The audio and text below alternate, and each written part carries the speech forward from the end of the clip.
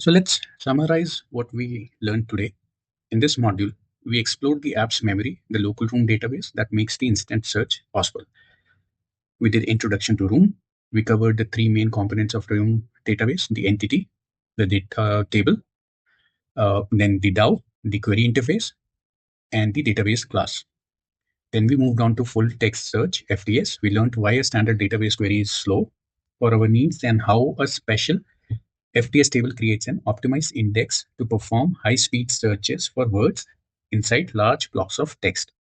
Then we discussed about database schema. We walked through our database files like file entity.kt, file entity fts.kt, and file DAO.kt to understand how the tables are defined and linked to each other. Then we looked at the debugging with the database inspector. We learned how to use the powerful app inspection tool in Android Studio.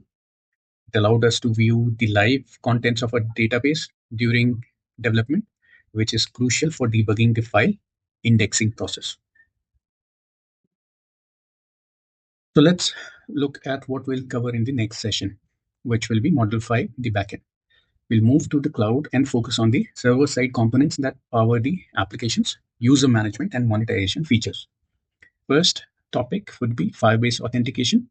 Here we will look at how the application provides secure user login for both email password and Google sign-in. Then we'll look at Cloud Firestore. We'll explore how we use a scalable real-time NoSQL database to securely store each user's subscription status and manage the account deletion queue. Then we'll look at Cloud Functions. We will do a deep dive into our serverless backend code index.js. We'll examine the logic for our three key functions: creating a Razor Pay order, verifying the payment, and handling account deletion requests. Then we'll look at the security best practices. We'll discuss how we secure our backend by checking for authenticated users in every function and how we safely manage sensitive API keys using Google's Secret Manager. And then, of course, we'll do some practice lab.